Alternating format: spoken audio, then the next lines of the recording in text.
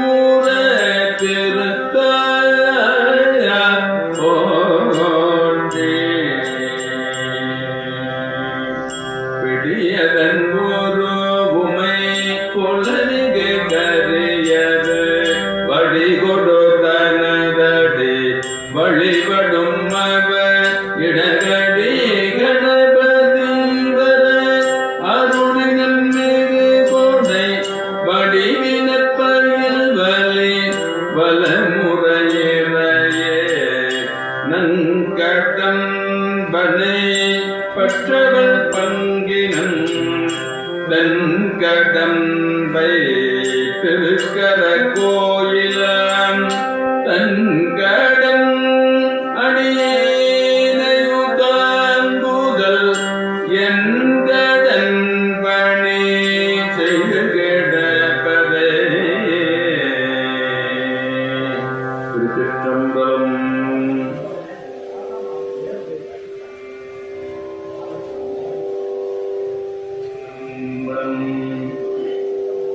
தெரிவு குருவின் திருமேனி காண்டல் தெரிவு குருவின் திருவார்த்தை கேட்டல் தெரிவு குருவின் திருநாமம் செப்பல் தெரிவு குரு குரு சிந்திப்பல்தானே.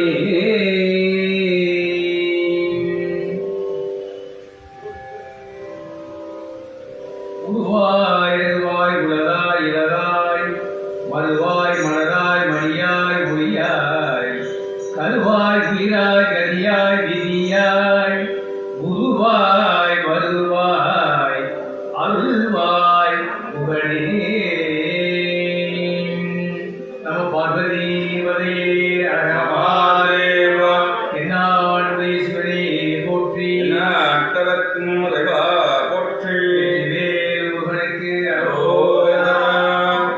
குருவரையும் திருவரையும் துதித்து வணங்கி அருள்தரும் முயங்கு பூன்மலை வழியில் தாயார் சமித திருமுருகநாத பெருமானின் மலர்பாதத்தையும் எமையாரும் சண்முகநாத பெருமானின் கமலமலர் பாதத்தினடியே சண்முகுந்தும் இங்கே வழிமுந்திருக்க திரு சிவனைய அன்பர்களை வணங்கி மகிழ்ந்தும் அருமையான இந்த மாசி மக திருமுருகன் பூண்டி திருக்கோயில் மாசி மக தேர் திருவிழா உற்சவத்தினுடைய நாளன்று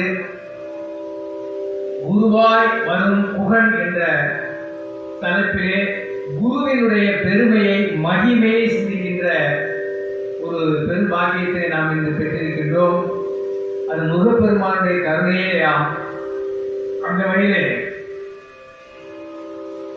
உலகத்துல மழை எப்பொழுது பொழியும் ஒரு கேள்வி எழும். இப்போ மழை பெய்ஞ்சிட்டு இருப்பாங்க. நம்ம தலைப்புல முதல் பேச்சு அதுவாக தான் இருக்கிறது. அதுக்காக மழை வந்தது. அது இறைவனுடைய கருணை. உலகத்துல எப்ப மழை பெய்யும் சொன்னா நமக்கு எல்லாம் தெரியும். அதிகமா வெயில் அடிச்சது வைங்க, அந்த கோடை வெப்பம் தாங்காம ரொம்ப அதிகமா வெப்பம் இருந்தா மழை பெய்யும்னு பெரியவங்க சொல்லுவாங்க. நம்ம கேட்டிருக்கோம். நீ நல்ல வெப்பமா இருக்கு, மழை கண்டிப்பா வரும் அப்படின்னு. அது போல உலகத்துல அந்த வெப்பத்தினுடைய கதிர்களுடைய வீச்சு அதிகமாகும் போது மழை பெய்யும், பொது நீர்.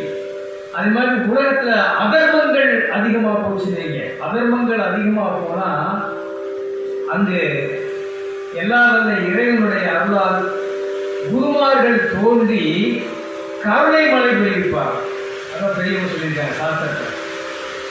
உலகத்தில் சூரியனுடைய வெப்பக்கதிர்கள் அதிகமாகும் போது மழை பொழிகிறது. அதுபோல உலகத்திலே தர்ம அதர்மங்கள் மிகும் போது அதிகமாகும் போது குருமார்கள் தோன்றி இறையருளால் கருணை மழையை உலகத்திற்கு பொழிவிப்பார்கள். அப்படி அதர்வங்கள் மிகுந்த காலம் தான் சமணர்கள் காலம் 6ஆம் நூற்றாண்டு 6-7ஆம் நூற்றாண்டில் நமது திருஞான சம்பந்த பெருமான், திருநாவுக்கரசர் பெருமான், 7ஆம் நூற்றாண்டில் சுந்தரமூர்த்தி நாயனார்கள் எல்லாம் அவதாரம் செய்து கருணை மழை பொழிந்தார்கள். அதுபோல 14ஆம் நூற்றாண்டிலே அப்போது சமய பிரச்சனைகள் அதிகமாக வந்தது. அந்த சமயத்தில் அருணகிரிநாத பெருமான் தோன்றி இறையருளால் அங்கு ஒரு கருணை மழை பொழித்தார். எத்தனைங்க? 16,000 திருப்புகள் கருணை மழையா கொட்டி கொடுத்தார்.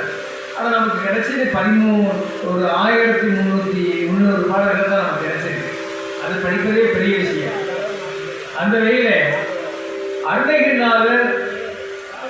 அருணகிரிநாதருக்கு முருகப்பெருமான் குருவாய் வந்தார். கந்தர் அனுபூதியில 51 பாடல்கள், 51 அட்சரம் இருக்கின்றன. அந்த 51 அட்சரம் மந்திரங்கள், அதுக்கப்புறம் 51 அனுபூதியை நமக்கு கொடுத்திருக்கின்றன. அனுபூதி அப்படின்னு சொல்லும் போது அனுபவம்னு அர்த்தம். சிவானுபவம். அந்த கந்த பெருமான் அவருக்கு அருள் செய்த அனுபவத்தை கந்தர் அனுபூதி என்று நமக்கு கொடுத்தார். அப்படியே உருக்கி எடுத்திருக்கும். அவ்வளவு சிறப்பான ஞானப்பாடல்.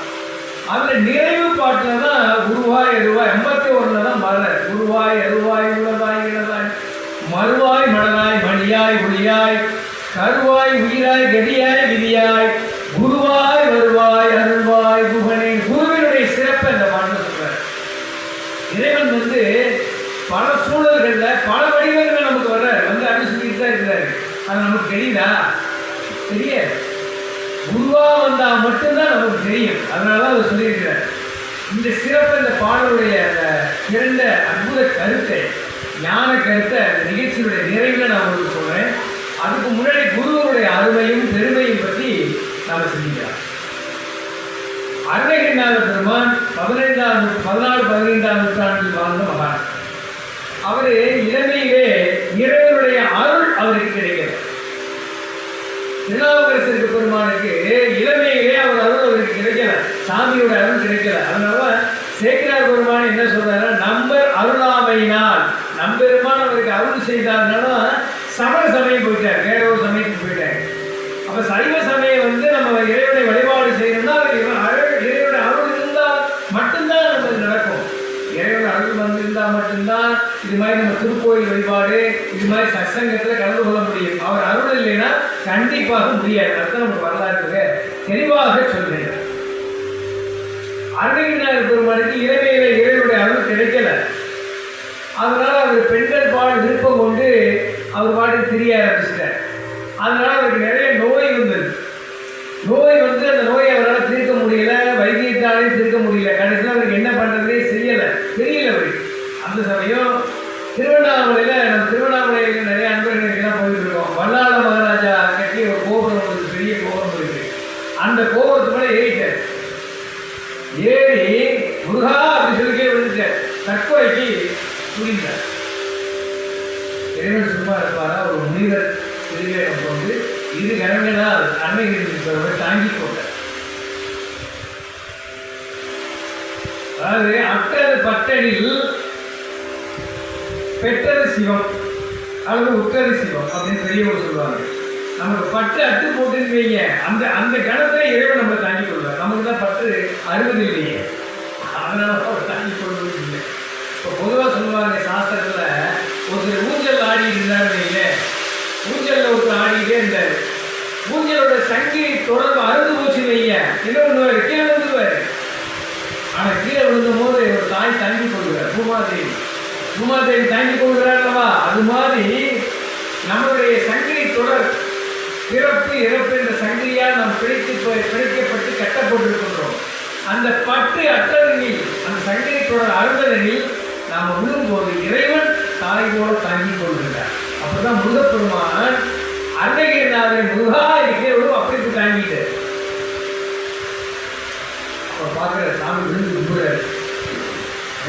அயனும் ஆளும் அறியா பெருமாள். எத்தனையோ கோடான கோடி தேவர்கள் தான் 4 கோடான கோடி ஆண்டுகள் தவம் இருக்கிறாங்க, பெருமானை காண முடியல. இங்கு பெருமானை கண்டார் யாரு? அருணகிரிநாதர் காண்கின்றார். ஏன்னா அவர் முன்னே ஈட்டி தவம் முருகப்பெருமான் முருகப்பெருமானே வந்து தாங்கி கொண்டிருக்கார்.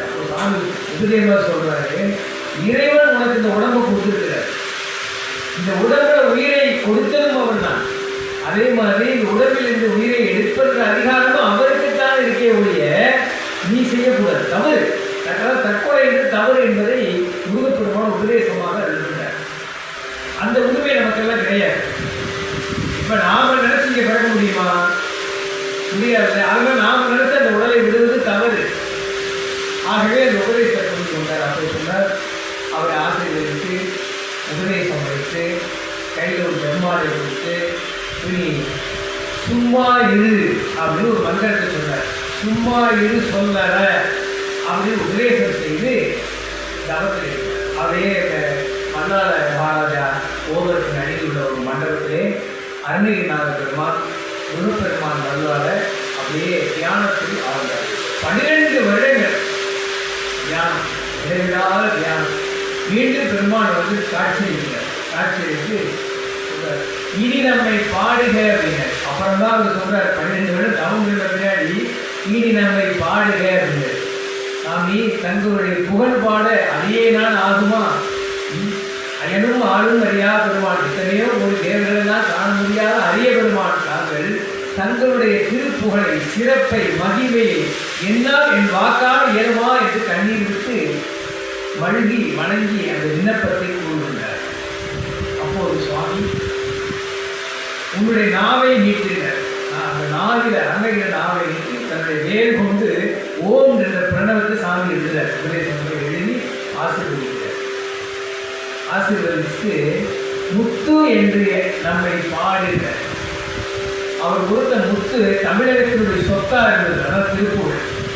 அவர் அருமையாக இறைவனுடைய அந்த முதல் அடி எடுத்து கொடுக்க முத்தை தரு இந்த அருமையான திருப்புகழ் உலகம் உய்ய அருணகிரிநாத பெருமான் இங்கே முருகப்பெருமான் குருவா வந்து அருள அருணகிரி பெருமான் நமக்கெல்லாம் திருவுக்கெல்லாம் திருவாக இருக்கின்ற முக்தி செல்வத்தை அருளக்கூடிய அருமையான இந்த திருப்புகழை பாடி இருந்தால் இப்போது அந்த திருப்புகழை நாம் செவிகுளர சிந்தித்து முருகப்பெருமானை வணங்குவோம்.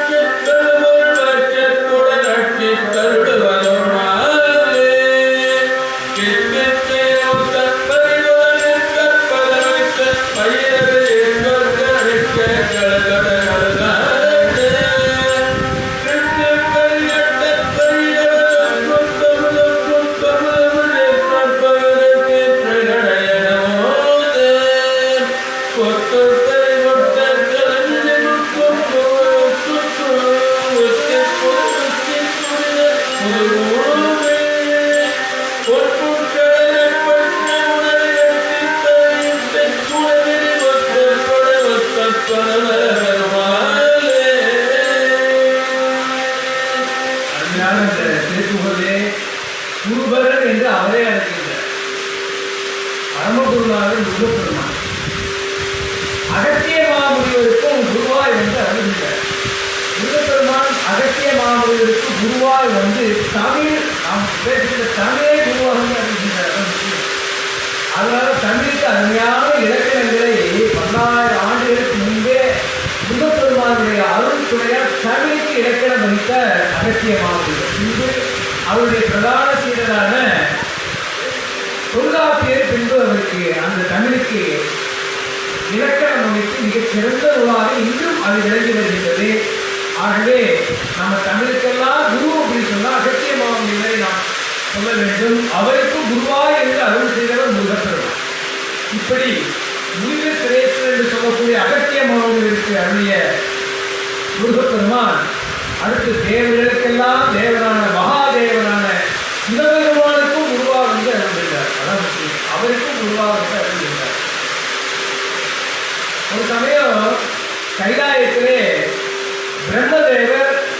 சிவபெருமானை வணங்குவதற்காக செல்கின்றார். கைலாயம் எப்படி இருக்குன்னு நீங்க ரொம்ப மறக்க வேண்டாம். திருமுருகன் கூடி மாதிரி இங்க எப்படி இருக்காங்க கைலாயம். நீங்க கோயிலுக்குள்ள போறீங்க அப்படிதான் கைலாயம் உள்ள போறீங்க. போனே அங்கு கைலாச வாசனான திருமுருகனாக பெருமான் முருகப்பெருமான வழிபட்ட முருகனாக கருவறைக்குள்ள இருக்கின்றார். அதான் கைலை அம்மையப்பரோடு கூடி இருக்கின்றார். அதற்கு முன்பாக ஒருத்தர் இருக்கிறாரே அவர்தான் முருகப்பெருமான் இங்க இருக்கிறாரா. அப்ப நீங்க மூலவரான சிவபெருமானை வழிபாடு செய்வதற்கு முன்பு யார் இருக்கா? முருகப்பெருமான் இருக்கிறார். அவரை கடந்துதான் நீங்க போகணும். கைலாயே இப்படித்தான் இருக்கும். முருகப்பெருமானை பார்த்தார். என்ன சின்ன பிள்ளை பிள்ளை வழங்குவதா அப்படின்னு வேணாம் அப்படின்னாரு. போய் ஒரு சாமி கைலாசவாசன் வணங்கிட்டு அம்மையப்பர் வணங்கிட்டு திரும்பி வர்றார். திரும்பி முருகப்பெருமான் சன்னிதானத்துக்கு வரும்போது முருகப்பெருமான் கூப்பிடுறாரு. அது யார் போறது அப்படிங்கிற நீங்க யார் அப்படின்னா நீங்க என்ன பணி செய்யறீங்கன்னு நான் உலகத்து உயிர்களுக்கெல்லாம் உடம்பை படுத்தி கொடுக்கின்ற தொழிலை நான் செய்கின்றேன். இந்த உலகத்தையும் உடம்பையும் சிவபெருமானுடைய ஆணையினால் நான் படைத்துக் கொடுக்கின்றேன். அதெல்லாம் இருக்கட்டும், படைக்கிறதை நீ எப்படி கற்றுக்கொண்டாய் அப்படின்னு சிவபெருமான் ஆணையினால் 4 வேதங்களை நானும் ஓதி நான் அந்த வேதத்தின் வழி நின்று இந்த உலகத்தையும் இந்த உயிருக்கு தேவையான உடம்பையும் படைத்துக் கொடுக்கின்றேன். அப்படியா? அந்த வேதம்னு சொல்றீங்க. அந்த வேதத்தை கொஞ்சம் ஓதி காட்டு அப்படிங்க. வேதம் ஓதுவதற்கு முன்னாடி பிரணவத்தை ஓதிதான் ஓதணும். ஓம் அப்படின்னு சொல்லிட்டு வேதம் ஓடினாரு. ஓம் சொன்னோடனே நிறுத்திருக்கீங்க. இப்ப ஏதோ சொன்னீங்க ஆசாமி ஓம்னு சொன்னேன். அதுக்கு என்ன அர்த்தம்னு கேட்டேன். அதுக்கு பொருள் சொல்லு அப்படின்னு கேட்டார். பிரம்மனுக்கு எத்தனை கண் இருக்கு?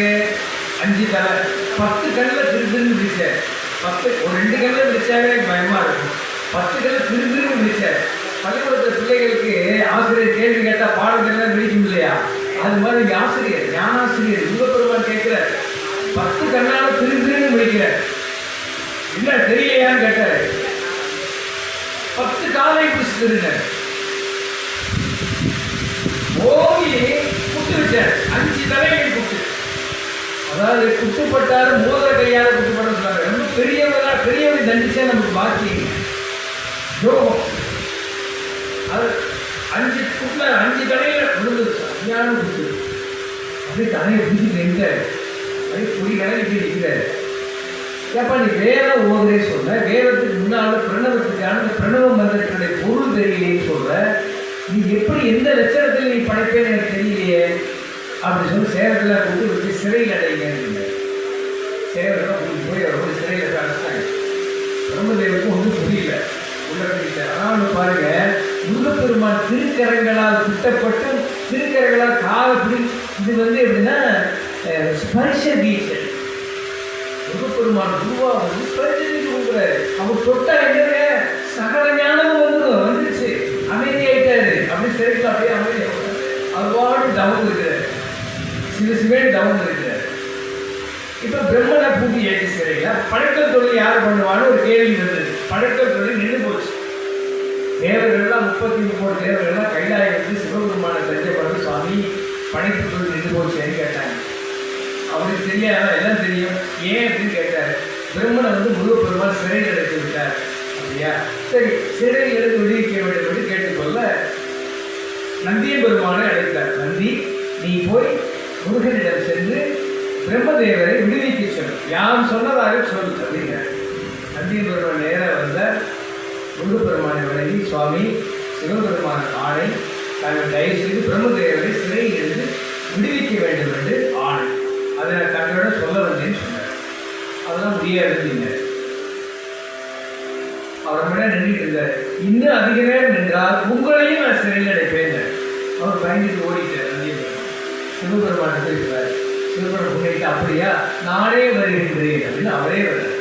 நேர வந்து சாமி வந்தோடனே அவர் ஆசனத்தில் ஏறி சிவபெருமான தந்தையும் உலகத்து பெருமான் அல்லவா, அவருக்கு ஆசனத்தில் அமர்த்தி பார்வதி சென்று அவர் மனைவி நிற்கின்றார். முருகா, ஏன் பிரம்மதேவரை சிறையில் அடைத்தாய்?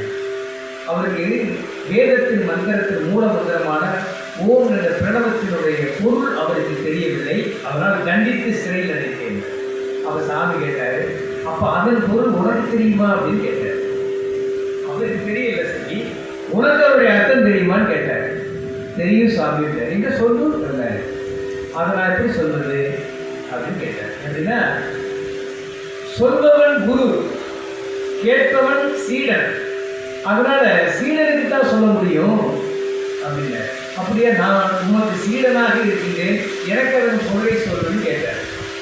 சிவபெருமான் கீழறங்கி சீடனாக இருக்க முருகப்பெருமான் அவருடைய அந்த விளந்து திருச்செவியில் அந்த பிணவ மந்திரத்தினுடைய பொருளை கேட்கிறது. மகிழ்ந்து சிவபெருமான் கேட்கின்றார். ஆனால் உண்மையிலே என்னன்னா, சிவபெருமான் தான் முருகப்பெருமான் அந்த பிரணவத்தை கற்றுக்கிட்டார். சிவபெருமான் அம்பிகை இடப்பாக கொண்ட அம்பிகைக்கு பிரணவத்தின் பொருள் சொல்லி கொடுத்திருந்தார். அப்போது மடியில் அமர்ந்திருக்கின்ற முருகப்பெருமான் அது முழுசா ஏற்கனவே கேட்டுட்டார். அதை கேட்டதை திருப்பி அவருக்கு சொல்றார். இது அவருக்கும் தெரியும், இவருக்கும் தெரியும். ஆகவே அதை கேட்டு சிவபெருமான் மகிழ்ந்தார். அப்படிப்பட்ட அந்த தலம் தான் திரு ஏரகம் என்று சொல்லக்கூடிய இன்னைக்கு இருக்கின்ற சுவாமி மலை. சுவாமிக்கே நாகனாக இருந்தவர் சுவாமி அப்படின்னா சிவபெருமான். அவருக்கு நாகன்னா தலைவராக குருவாக இருந்து அதனுடைய தலம் தான் திரு ஏரகம் என்பது பழைய பெயர். இன்னைக்கு நம்ம சுவாமி மலைன்னு சொல்றோம். கும்பகோணத்துக்கு பக்கத்தில் இருந்த அந்த அருமையான அந்த தலம், அந்த தலத்திலிருந்து ஒரு திருப்புகளை நாம் கேட்டு நாம் உயிரி பெறுவோமாக.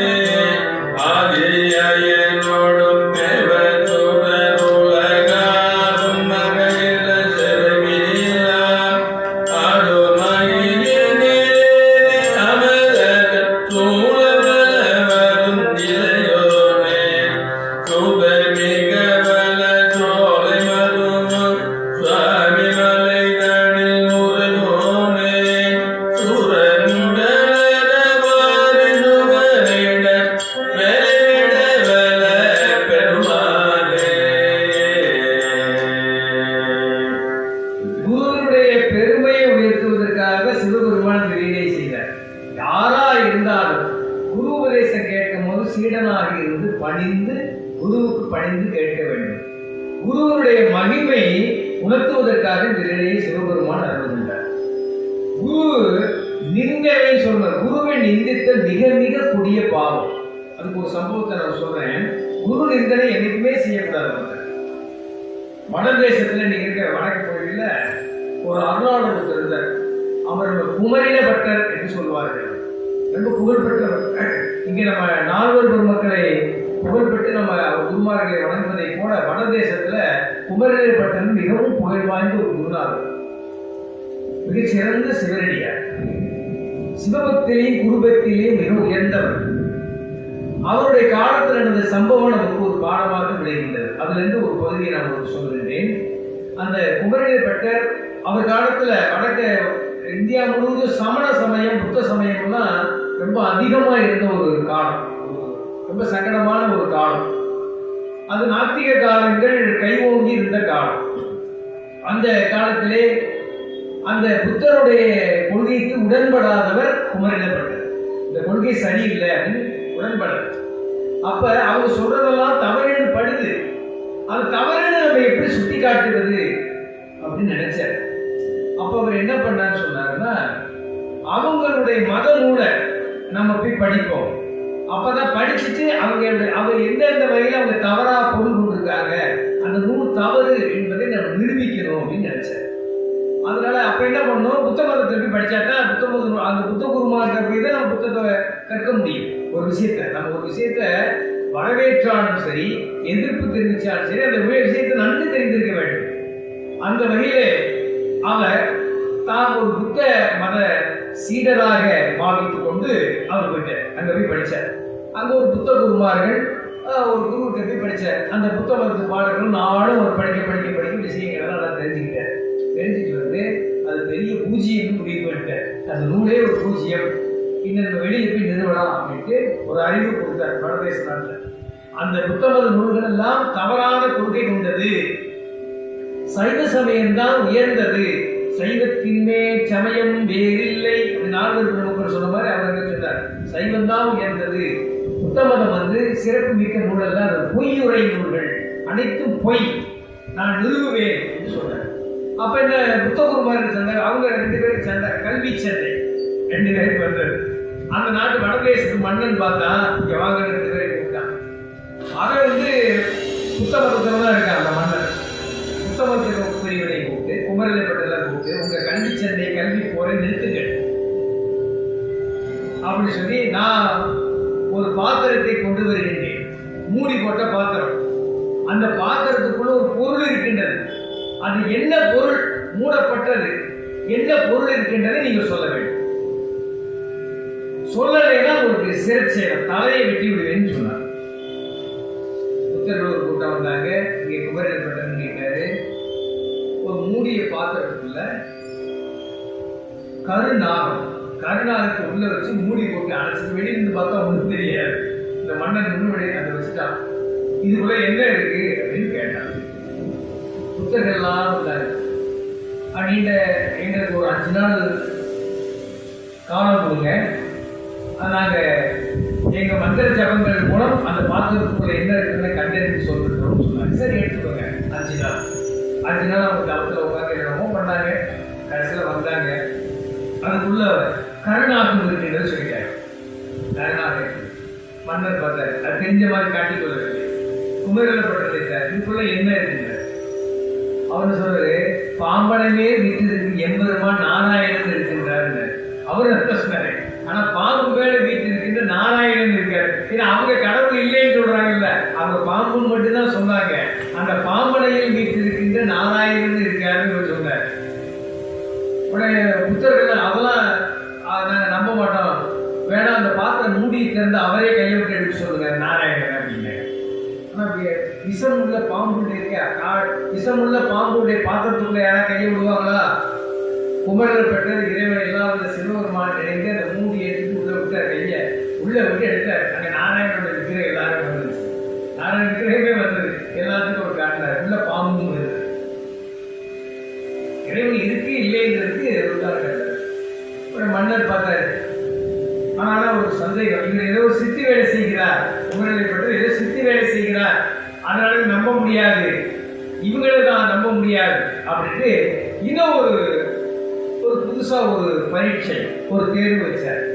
அது என்ன சொன்னா, அந்த நாட்டிலே ஒரு மிகப்பெரிய மலை இருந்தது. அந்த மலையின் உச்சியின் மேல் ஏறி கீழே விழுகணும். விழுந்ததுக்கு பின்னாடி உயிரோடு இருக்கணும். அப்படி யாரும் உயிரோடு இருக்கிறாங்களோ அவங்க சமயம் தான் உண்மையான சமயம் அப்படின்னு நான் ஊருக்கு அறிவிப்பேன் அப்படின்னு சொன்னார். இது எவ்வளவு பெரிய கொடி தரல. புத்தகெல்லாம் பார்த்து பயந்துட்டாங்க. என்னடா அவ்வளவு வச்சிருந்தா உயிர் பிழைக்கிறவங்க சாதாரண ஒன்றா, 5 பேர் ஓடிட்டாங்க. மீதி பேர் முயற்சி கொள்வோம்ட்டு மேலே ஏறினாங்க. விழுந்து செத்தது தான் மிச்சம். இப்படி பல பேருக்கு அந்த நிலைதான். நிறைவில் குமரலைப்பட்டவர் வந்தார். சிவபெருமானை தியானித்து அவர் சொன்னார், வேதங்கள் சிவ ஆகமங்கள் இருப்பது உண்மையே அப்படின்னு நான் விழுவேன் அப்படின்னு சொல்லி விழுந்து உயிர் பிழைச்சிட்டார். எல்லாரும் பார்த்தாங்க. ஆனா உயிர் பிழைச்சிட்டாரு. அவரால் எந்திரிக்க முடியல. எந்திரிச்சு பார்த்தா 2 கண் பார்வை இழந்துட்டார். உடம்புல எந்த சேதமும் இல்லை. ஏன் என்பதை அவரே பின்பு உணர்ந்து கொண்டார். வேதம் இருப்பது உண்மை, உண்மைதான் அப்படின்னு சொல்லலை. இல்லை உண்மையா இருக்குமோ இல்லையோதானே அவரே அந்த உறுதிப்பாட்டுக்கு முழுசா வரல. இல்லை அவர் புரிஞ்சுக்கிட்டாரு. இருப்பது உண்மை எனில் அப்படின்னு சொன்னா அது மேபி தானே, இருக்கலாமா இல்லையாமா அப்படின்ற, அதாவது ஒண்ணு நம்பிக்கை என்றது முழுசா இருக்கணும். இருக்கலாமா இல்லையாமா அப்படின்னு சொன்னா இருக்கலாம், இல்லை இருக்கலாம், இல்லைன்னா அது ஒரு சமணத்துக்கு சமயம் தான். சமண சமயத்தினுடைய கொள்கை என்ன? அஸ்தி நாஸ்தி. அஸ்தி என்றால் உண்டு, நாஸ்தி என்றால் இல்லை. அப்ப எதையா சொல்ற அப்படின்னா இருக்கு இல்லை, இதுதான் ஒரு சமயம். இருக்கா இல்லையா அப்படின்னு தெளிவா சொல்லணும். இருக்கு அப்படின்னு இருக்கு. அவர் சந்தேகத்தின் கொண்டு உயிர் பிழைத்திட்டார். வேதம் ஆகமங்கள் உண்மை என்பதை உயிர் நிரூபிச்சிட்டாரு. ஆனா அவர் சந்தேகம் கொஞ்சம் இருந்ததுனால 2 கண் பார்வை இழந்தார். பின்பு இறையருளால் அந்த கண் பார்வை மீண்டும் அவருக்கு இறையருளால் 2வது முறை அவருக்கு கிடைக்கப்பட்டது. இப்ப என்ன பிரச்சனை அப்படின்னா, மன்னர் என்ன பண்ணார், மித்த இருக்க புத்தர்களை போல மலையை குதிச்சுதான் சாகணும்ட்டாரு. இங்க யாருமே இருக்கக்கூடாது, அவர் ஏற்கனவே சொல்லிட்டாருல்ல. அதனால எல்லாருமே புத்தர்னு யாராவது சொல்றீங்க, சமயத்தினுடைய யாரோ எல்லாருமே மலை உச்சி மேலே ஏறி நீங்கள் விழுந்து உங்க புத்த பெருமானவர்களால் பிழைத்துக் கொள்கின்றார். ஒருத்தர் கூட பிழைக்கல, எல்லாம் மேல விழுந்து. இதுல ஒருத்தர் யாருன்னு சொன்னா, குமரிலப்பட்டருடைய புத்த மதத்தை கற்றுக்கொள்வதற்காக ஒருத்தரிடம் போனார் இல்லையா, அவர் ஒரு குருநாதர் தானே. அதனால அதுக்கு மனசுக்குள்ள சஞ்சலம் வந்தது. அது பிற மதமா இருந்தாலும் அவர் நம்ம குருவை வச்சு அந்த நூலை நம்ம கொஞ்ச காலம் படிச்சோம் இல்லையா, அவர் படிச்சதுனாலதான் தவறுன்னு தெரிஞ்சிச்சு. குரு சத்குருன்னு 2 குரு இருக்காங்க. சத்குருனா மெய் குரு, உண்மையான குரு. இன்னைக்கு சத்குருனா சத்குரு அப்படின்னா சிவபெருமானை தவிர இந்த சொல் வேற யாரையும் பிடிக்காது, அது சொல்லவும் கூடாது. அசத்குருன்னு தான் மற்றவங்க. அசத்குருனா அறிவில்லாத குருன்னு அர்த்தம். குருனா 2 இருக்கான்னு தெரியுது. ஆனாலும் குரு அப்படின்னு நம்ம பாடம் படிச்சோம். ஆனா அவரும் இறந்து போயிட்டாரு. அப்போ ஒரு சமயம் குரு நிந்தனை வந்துருச்சா, குரு நிந்தனைக்கு பரிகாரமே இல்லையே. அப்ப நம்ம பல காலங்கள் பல ஜென்மங்கள் நாம் துன்பத்திற்கு ஆளாக வேண்டுமே என்று கருதி அன்னைக்கு இருக்க பெரியவர்கிட்ட ஆலோசனை கேட்டு அவரும் சிந்திச்சு ஒரு முடிவுக்கு வந்தார். அந்த காலத்துல குரு நிந்தனை செய்வர்களுக்கு ஒரு பரிகாரம் வச்சிருந்தாங்க. அந்த பரிகாரத்தை கேட்டா நமக்கு தலையை சுற்றி நாமளே கீழே விழுந்துருவோம். அப்படி ஒரு பரிகாரம், குரு நிந்தனை பரிகாரம் உடனே விடுறாங்க. துஷாகினி அப்படின்னு ஒரு துஷாகினி அப்படின்னு சொன்னா, இப்போ பொதுவா ஒரு விறகு மூட்டி நெருப்பு கொழுந்து விட்டு எரியில நெருப்பை ஒருத்தர் விழுந்துட்டான்னு வைங்க, அன்னைக்கு உடன்கட்டை ஏறுன்னு சொல்லுவாங்க. நெருப்புக்குள்ள விழுந்துட்டா கொஞ்ச நேரத்தில் அதை இறந்து போயிடுவாங்க, அதோட முடிஞ்சு போச்சு, விட்டுடலாம். ஆனா துஷாகினின்றது அப்படி இல்லை. அந்த சம்பந்தப்பட்ட நபர் நடுவில் நிற்குவார். அவரை சுற்றி ஒரு 5 அடியே 7 அடிக்கு ஒரு வட்டம் போடுவாங்க. அந்த வட்டத்தை சுற்றி விறகுகள் அடுப்புவாங்க. நெருப்பு பற்ற வச்சுட்டு அந்த விறகு மேல உமி இருக்கு இல்லையா, நெல் உமியை போட்டுக்கிட்டே இருப்பாங்க. அந்த தணல் எப்போதுமே இருக்கும். இப்ப என்னன்னா அவரை அந்த தீ சுடாது, நடுவில் இருக்கிற தீ சுடாது. ஆனா எது சுடும், அந்த நெருப்பினுடைய தணல் இருப்பதில்ல, அந்த தணல் சுற்றிக்கிட்டே இருக்கும். இது எப்படின்னா ஒரு 5 நிமிஷம் கழிச்சு ஒரு 5% சுடும், 10 நிமிஷம் கழிச்சு 20% சுடும், அரை மணி நேரம் கழிச்சு 30% சுடும். இப்படியே அப்படியே கொஞ்சம் கொஞ்சமா சதவீதங்கள் கூடிக்கிட்டே இருக்கும். அந்த தணல் கூட கூட கூட அந்த உடம்பு கொஞ்சம் கொஞ்சமாக தணல்லே வேகும். நெருப்புல வெந்தா சீக்கிரம் செத்துருவான். அந்த தணல்ல வெந்தா எப்படி இருக்கும், மணிக்கணக்கில் அந்த தணல்ல வெந்து வந்து வந்து வந்து மடியணும். இதுதான் துஷாகினி உள்ள பரிகார தண்டனை சொல்றாங்க. அப்போ குரு நிலைக்கு தான் உண்மையான பரிகாரமா. அவருக்கு செத்து போயிடும் கடைசியில். அந்த முடிவுக்கு வந்துட்டார். யாரு, குமரிலப்பட்டரே வந்துட்டார். அதே மாதிரி மூட்டினாங்க, விறகு எடுத்தாங்க, மேல உணியெல்லாம் போட்டாங்க, எரிஞ்சு அந்த தணல்ல கொஞ்சம் சிவபெருமான் விடுவாரா, அவருக்கு அருள் செய்து அவருக்கு காட்டுறார்.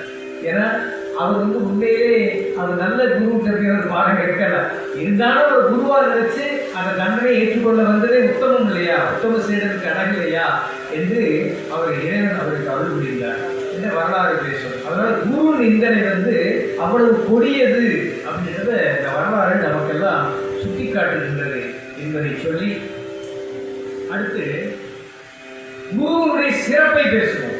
குரு நிந்தனை பேசிட்டோம், குருவுடைய சிறப்பு என்ன என்பதை பேசுவதற்கு முன்பு ஒரு அருமையான திருப்புகளை நாம் செய்வோம்.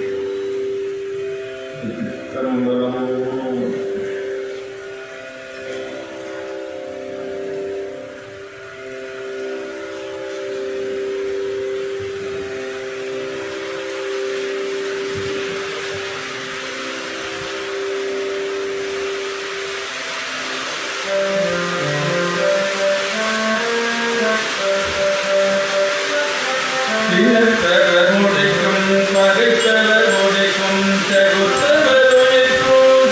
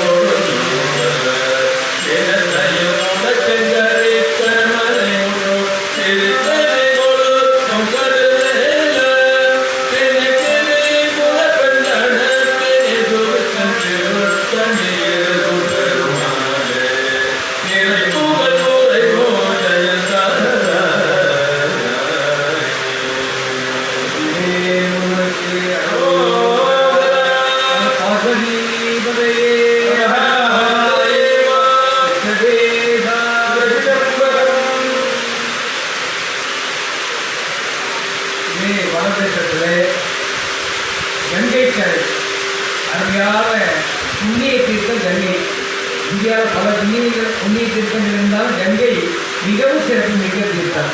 ஏன்னா சிவபெருமானுடைய திருமுடியிலிருந்து வருவது அல்லவா. அத்தகைய புண்ணிய தீர்த்த கரையில் நீ எதை செஞ்சாலும் அது 1000 மடங்கு புண்ணியம் இருக்கும்.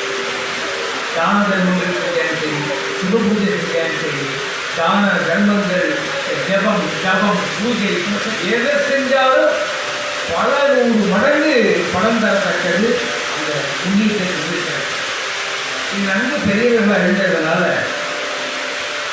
அந்த கங்கை கரையிலே கண்ண பெருமான் மகாபாரத்தில் வராத கண்ணபிரான் ஒரு குடிலமைத்திருந்தார். கங்கை கரை குடிலமைத்து நாள்தோறும் அவங்க சிவ பூஜை செய்வார். அதுல இருந்து ஒரு வரலாற்று சொல்லி தூரம் தள்ளி போனோம்னா அங்க ஒரு குடிலமைத்திருந்தார் உபமன்யு முனிவர். அவரை சிவ பூஜை பண்ணக்கூடியவர். இருவரே இருந்தார். இப்ப என்னன்னா கண்ணபிரானை பற்றி நமக்கு எல்லாம் தெரியும். பகவத்கீதையை நமக்கு அருளி செய்கிறார். மகாபாரதம் மிக முக்கியமானவர். மகாவிஷ்ணுடைய அவதார புருஷர் கண்ணபிரான்.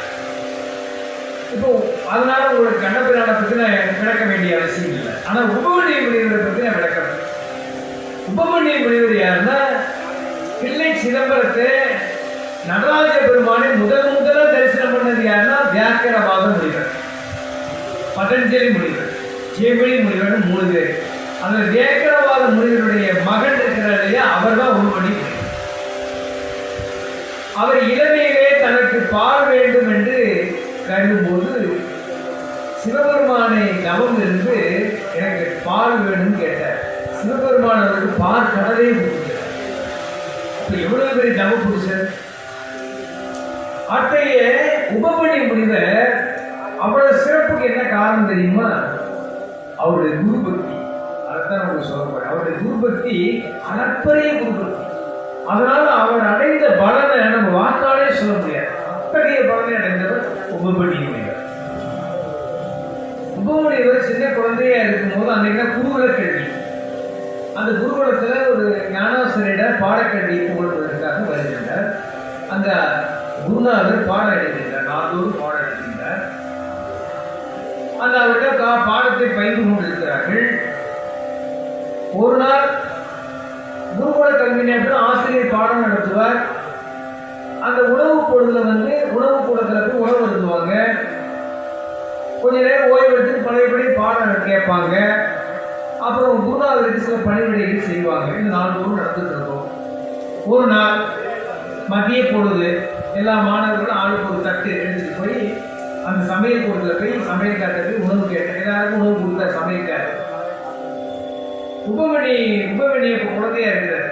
குழந்தைன்னா ஒரு 10 வயசு இருக்கும், சிறுவர். அவர் தட்டெடுத்துட்டு போய் எனக்கு சாப்பாடு கொடுக்குறாரு. அந்த சமையல்காரரு உனக்கு உணவு கொடுக்கக்கூடாது என்பது குருவின் ஆணை அப்படின்னு.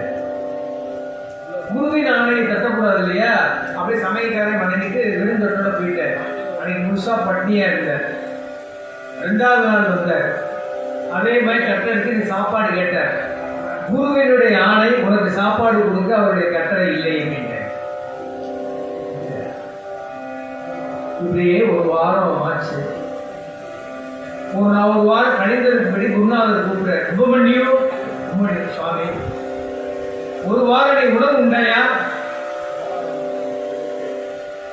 நம்மளுடைய ஆசிரமத்தில் உணவு உனக்கு கொடுத்தாங்களா? ஆசிரமத்தில் உணவு கொடுக்கல சாமி, குருவினுடைய ஆணை, அதனால அவங்க உணவு கொடுக்கல. அப்படியா? ஆனா நீ திடகாத்திரமா இருக்கியே, அதுக்கு என்ன காரணம் அப்படின்னு கேட்டேன். சாப்பிடலன்னா ஒரு வாரம் சாப்பிடல யாராவது திடகாத்திரமா இருக்க முடியுமா? சாமி, தங்களுடைய ஆணையினால் சமையல்காரர் எனக்கு உணவு கொடுக்கல, அதனால 2 நாள் நான் பசியா இருந்தேன். 3வது நாள் என்னால் பசி கொடுக்க முடியல. அதனால ஊருக்குள்ள சேர்ந்து ஒரு வீட்டில் நான் பிச்சை எடுத்து உண்டு வந்தேன்.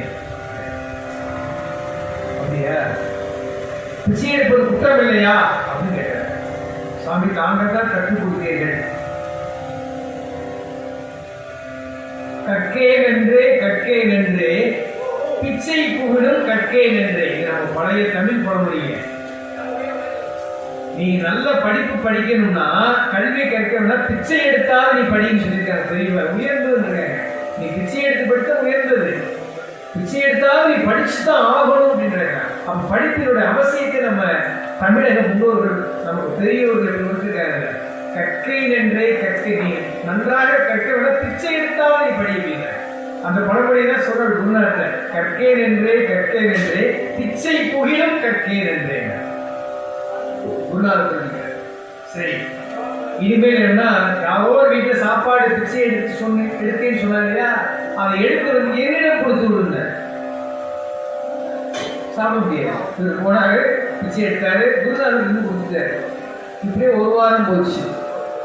ஒரு வாரம் கழிச்சு உபமன்யம் இங்க வா சுவாமி, நீ ஒரு வாரம் அந்த வீட்டில் பிச்சை எடுத்தியா, அதை எடுத்து வந்து தங்களிடம் கொடுத்து விட்டேன் சுவாமி. அப்புறம் எப்படி நீ திரைகாத்திரமா இருக்கு, என்ன காரணம் அப்படின்னு கேட்டார். சாமி, நீங்க ஒரு வீட்டில் எடுத்த பிச்சை கொடுத்து சொன்னீங்க, அதனால எனக்கு பசி எடுத்தது, மற்றொரு வீட்டில் நான் பிச்சை எடுத்தேன்.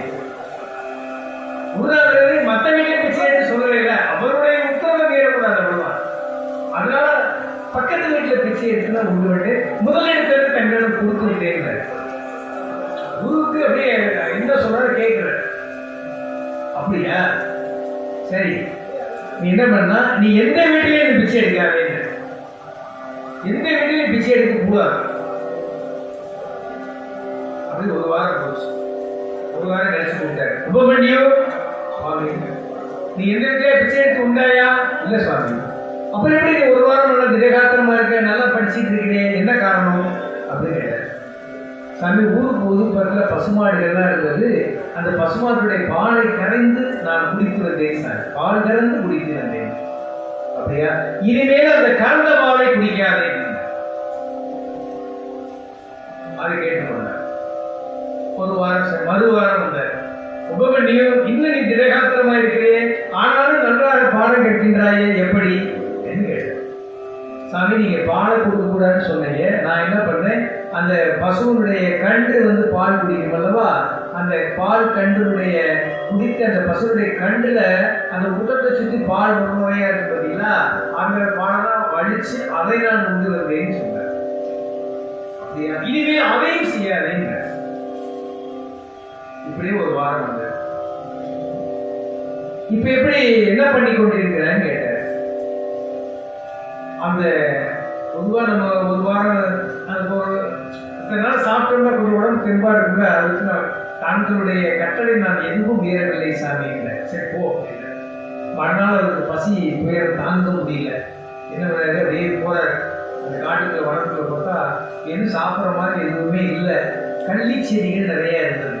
அந்த கள்ளி செடியில பால் கொட்டு பார்த்தீங்களா, அந்த கள்ளிப்பாலை பசியினுடைய அந்த தாகத்தா அந்த கள்ளிப்பாலை சாப்பிட்டார். பசி வந்தா பத்தும் போயிருந்த, ஏதாவது சாப்பிட்டா போதும் நினைப்பு வரும். அதனால கள்ளிப்பாலை அறிந்து விட்டார். கள்ளிப்பாலை இருந்தா கண் பாறை வந்து போயிடுச்சு.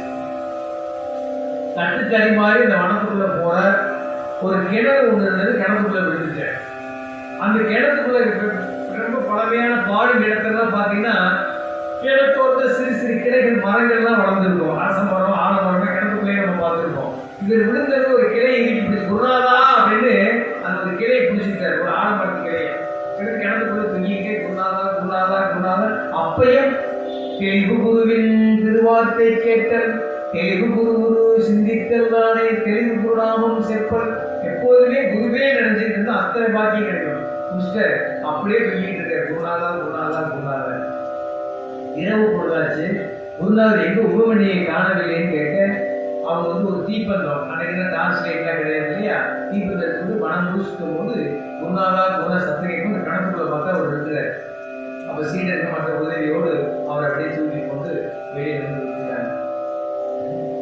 என்னப்பா ஆச்சு அப்படின்னு கேட்கிறாங்க. சாமி, நான் உணவருந்தல, அதெல்லாம் பசி எடுத்தது, அதில் கள்ளிப்பாலை அறிந்து விட்டேன், அதனால் 2 கண்களுடைய பார்வை இழந்து விட்டேன். அந்த நிலையில் நான் நடந்து வரும்போது தெரியாமல் இந்த கிணத்துக்குள்ள விட குருநாதர் அருளால் இந்த மரத்தினுடைய கிளை இருந்து பற்றி கொண்டு தொங்கிக் கொண்டிருந்தேன். இப்பொழுது குருநாதர் அருளால் நான் உயிர் பிழைத்து வந்திருக்கின்றேன் சொன்னார். அவருடைய குரு பக்தியை பார்க்கிறார்.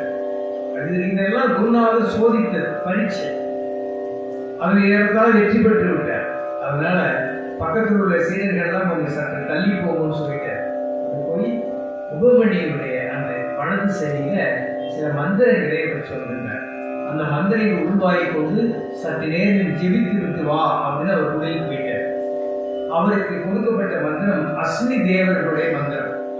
அஸ்வினி தேவருடைய மந்திரத்தை ஆத்மார்த்தமா உச்சரிச்சோன்னு அஸ்வினி தேவர்களே வருவாங்க. அவங்க நம்ம வைத்தியத்தில் மிகவும் புலமை பெற்றவங்க. நம்ம தன்வந்திரின்னு சொல்றோம்ல, அந்த மாதிரி மிக வைத்தியத்தில் புலமையானவங்க. தேவர்கள்ல 33 கோடி தேவர்கள் அவர்கள். அவர் தியானம் செய்ய அவங்க வந்துட்டாங்க. அஸ்வினி தேவர்கள் உபமணி அந்த குருபக்தியை வச்சு அந்த 2 கண் பார்வைகள் கொடுத்துட்டாங்க. அவர் கண் பார்வை 2 வந்துருச்சு. அப்புறம் அவர் பசியோடு இருப்பதை புரிந்து கொண்ட அந்த அஸ்வினி தேவர்கள் தங்கத்தட்டு நிறைய நல்ல பழங்கள், கனிகள், பால், சுவையான பலகாரங்கள் இதெல்லாம் வச்சு தங்கத்தட்டில் வச்சு உபமணியை கொடுத்து இதை அருந்த வேண்டும் என்று கேட்டுக்கொள்கிறார்.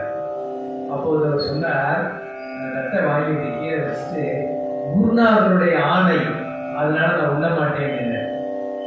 அவருக்கு கொடுத்து சாப்பிடல, அவர் சாப்பிட கூட இல்லைங்கானே, அதனால உண்ணலை. உடனே அவருக்கு நிகழ்ந்து போச்சு. அஸ்வினி தேவர்கள் உபமணியை விழுந்து வணங்கிட்டு போயிட்டாங்க. அவர்கள் அதை குருநாதர்கள் சென்று வந்து அஸ்வினி தேவர் வந்ததாகவும் தன் 2 கண்களுக்கு பார்வை அளித்ததாகவும் சொல்லி அந்த தட்டை அவர்கள் கொடுக்குறாரு. அப்போ அந்த தட்டை குருநாதர் பெற்றுக்கொண்டு இது அவர் குருநாதருக்கும் அவர் உண்டிக்கிறார், நீ சாப்பிடுன்னு சொன்னார். உனக்கு உரிய பக்குவம் உனக்கு வந்துவிட்டது என்று சொல்லி அரிய மிக அரிய மந்திரங்கள் எல்லாம் அவருக்கு நிறைய அவர் உபதேசம் செய்து, அதனால் அவருக்கு ஞானக்கண் திறக்கப்பட்டது. நெற்றிக்கண் சொல்லுவாங்க. ஞானக்கண் திறக்கப்பட்டு உபமணி முனிவருக்கு முக்காலத்தை உணரக்கூடிய சக்தியை குருநாதர் அவருக்கு கொடுத்தார். இறந்த காலம், நிகழ்காலம், எதிர்காலம் 3 காலத்தை உணரக்கூடிய சக்தியை அந்த குருவர்களால் அவர் பரிபூர்ணமாக பெற்றார். அதனால அவர் என்ன நிகழ்ந்ததுன்னா, அவருக்கு குருநாதருடைய அருளால கைலை மலை சாரடைத்து சென்று அந்த கைலை மலை அடிவாரத்திலிருந்து தவம் இருக்கிறார். அப்போது அவருக்கு எண்ணற்ற சீடர்கள் இருக்காங்க. நிறைய உபமணி சீடர்கள் நிறைய வந்திருந்தாங்க. அவர் நாள்தோறும் அவர் பாடங்களை போதிப்பார். அப்படி அவர் பாடம் போதித்துள்ள முக்கியமான பாடம் தான் 63 நாயன்மார்களுடைய வரலாறு. 63 நாயன்மார்களுடைய வரலாறை முதல்ல கைலாயத்தில் தான் சொல்லப்பட்டது. அந்த வரலாற்றை முதலில் சொன்னவர் உபமணி முனிவர். அத்தகைய குருவினுடைய சிறப்பு அவ்வளவு சிறப்பு. இதிலே மற்றொன்று பதிவு செய்திருக்கின்றார். உபமணி முனிவர் யாரையும் வணங்க மாட்டார். சிவபெருமானை தவிர, குருவையும் சிவபெருமானை தவிர யாரையும் வணங்க மாட்டார். அப்படி இருக்கும்போது கைலாயத்தில் இருக்கும்போதுதான் நிலவுலகத்திலிருந்து ஒரு ஜோதி போச்சு. இது பெரிய புராணத்துடைய தொடக்கம் தான். நிலவுலகத்திலிருந்து ஒரு ஜோதி கைலாயத்தை நோக்கி போகுது. அப்போது உபமணி முனிவர் பெருமான் எழுந்து அந்த ஜோதியை வணங்குகின்றார். எல்லா மனிதரும் ஆச்சரியப்படுறாங்க. சிவபெருமானை குருநாதர் வணங்காத பெருமான் இந்த ஜோதியை கண்டு வணங்குகிறாரே. இந்த இடத்துல தான் சுந்தரமூர்த்தி அருமையாக சொல்வார். நொடித்தான் மலை பதிகத்துல அந்த பாடலை சொல்லுங்க.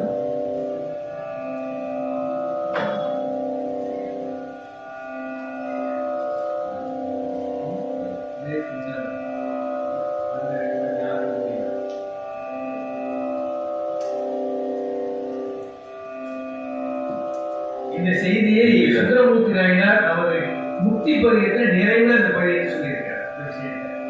எந்திரன்மால் பிரமன் எழில மிகுத்தேவரல்ல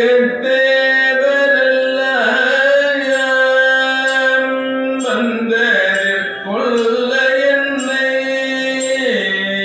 மத்த யானை அருள் பொறிந்த மந்திரமா முனிவ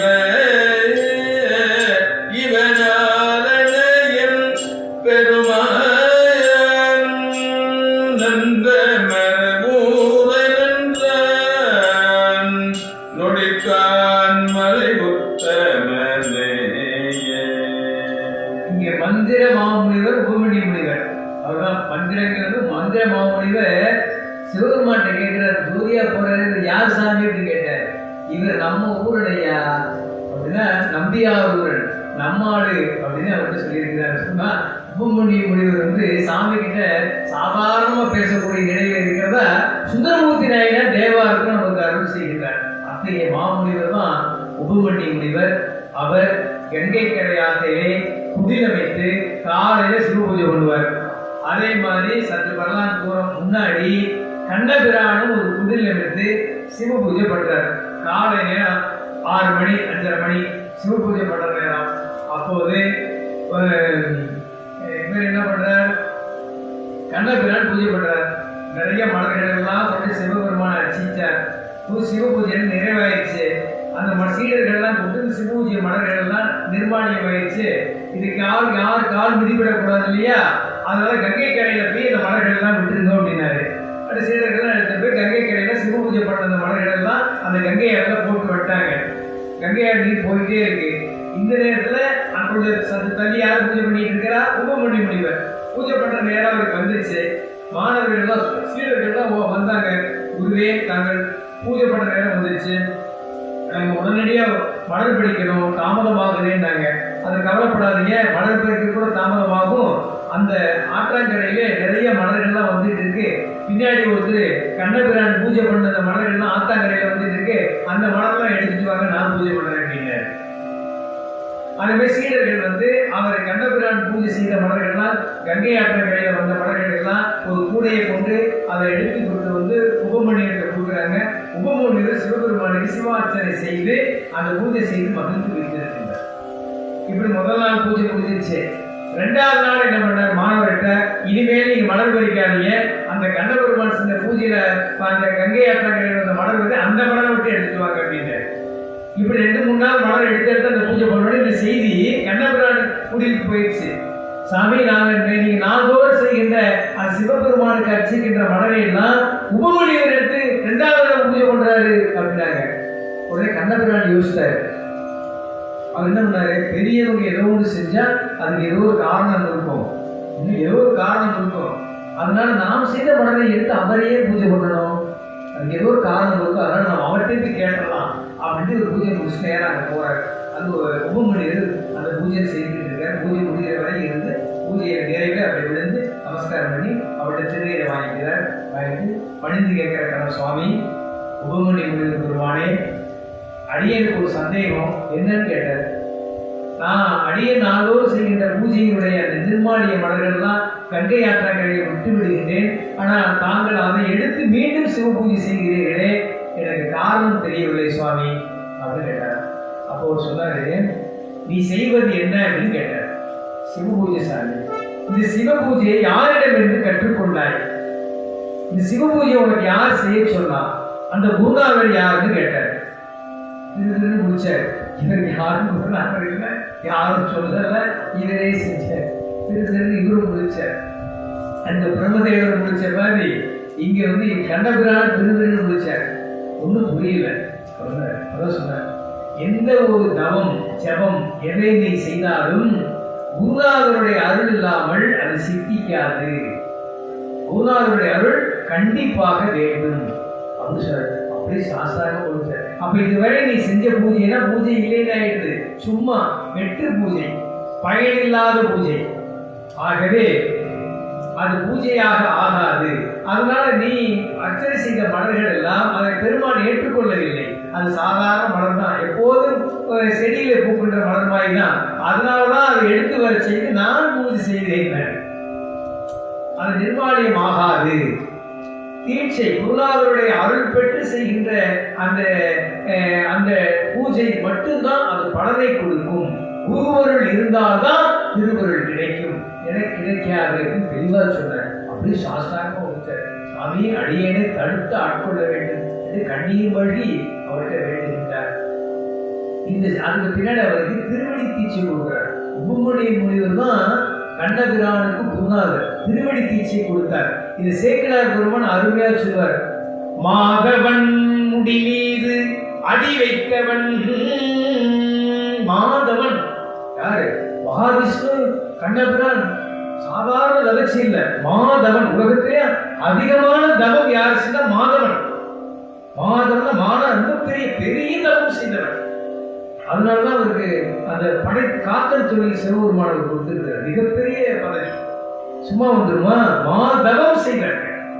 அதனால மாதவன் சொல்ற மாதவனான கண்ணபிரான், மாதவன் முடி மீது அடி வைத்தவன், தமது திருவடியை, சாமியுடைய பொற்பாதத்தை, உபமனுடைய 2 பொற்பாதத்தை, அந்த கமலமலர் பாதத்தை கண்ணபிரான் தலைமீது வைத்து சூடி தீட்சை கொடுத்தார். திருவடி தீட்சை சொல்லுவோம்.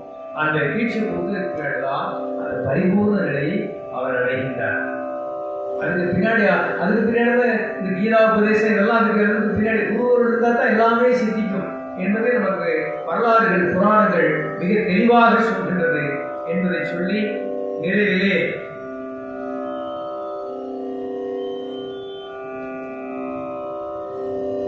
அருணகிரிநாத பெருமான் தான் சொல்றார். நமக்கு இறைவன்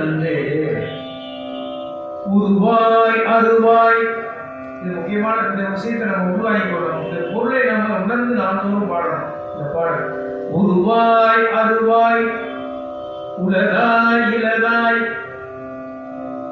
மறுவாய் மலராய், மணியாய் ஒளியாய், கருவாய் உயிராய், கதியாய் விதியாய், குருவாய் வருவாய், அருள்வாய் புகழே. இறைவங்க உயிர்கள் உய்வதற்கும் உயிர்கள் நலம் காண்பதற்கும் எத்தனையோ சூழல்ல, எத்தனையோ வழிகளில் இறைவன் நமக்கு அருள் செஞ்சுட்டு தான் இருக்கிறாரு. ஆனா யாருக்காவது தெரியுதா? இந்த பாட்டுல ரொம்ப தெளிவா சொல்றாரு. யாரும் தெரியல. அவர் அருள் செய்கிறது நமக்கு தெரியல, ஆனா அவர் அருள் செய்கின்றார். அதான் முக்கியம். அதான் இந்த பாட்டு அருள் செய்கிறார், நமக்கு தெரியல. உருவாய் அருள் செய்கிறாரு, நமக்கு தெரியல. முதல் வரியில உருவாய் வர்றாரு. உருவாயும் அவர் தான் சாமி தான் வர்றாரு. முருகப்பெருமான் உருவாய் வருகின்றார், உருவம் எடுத்து வருகின்றார், நமக்கு தெரியல. அதுக்கு உதாரணம் பெரிய உதாரணத்துக்கு வந்துருவோம். சுந்தரமூர்த்தி நாயனாரு திருமண கோலம், திருமணம் செய்ய போறாரு. தாலி கட்ட போறாரு. வந்து நிறுத்துங்க அப்படி ஒருத்தர் வந்தார். வேதியர் அப்படி ஒருத்தர் சிவபெருமானே வர்றாரு. சுந்தரமூர்த்தி எவ்வளவு பெரிய ஞானி, கைலாயத்திற்கு வந்தவர். நிறுத்த திருமணத்தை கிடவேந்தியராக சிவபெருமான் சொல்றாரு. நீர் யாருன்னு கேட்டார். யாரு? சுந்தரமூர்த்தி நாயனார். அப்ப நீ யாரு கேட்டா வந்தது சிவபெருமான் தெரியலையே அவருக்கு இல்ல. யாரு? சுந்தரமூர்த்தி நாயனாருக்கே உருவமாட்டு சிவபெருமான் வர்றது தெரியல. அப்புறம் நமக்கு தெரியுமா? அன்னைக்கு நான் சொல்றாரு, உருவம் வந்தா நமக்கு தெரியாது, தெரியல தானே. சிவபெருமான் தெரியல. அப்புறம் ஒரு வழியா தடுத்து ஆட்கொண்ட பின்னாடி திருவள்ளையூர்ல நீ பாடுன்னு சொன்னதுக்கு பின்னாடி சாமி அவருக்கு தெரியுது. ஒரு வழியா தெரிஞ்சிச்சு. அப்புறம் தான் சரி, முதல் கூட அவர் தடுத்து ஆட்கொள்ள அவருக்கு தெரியல.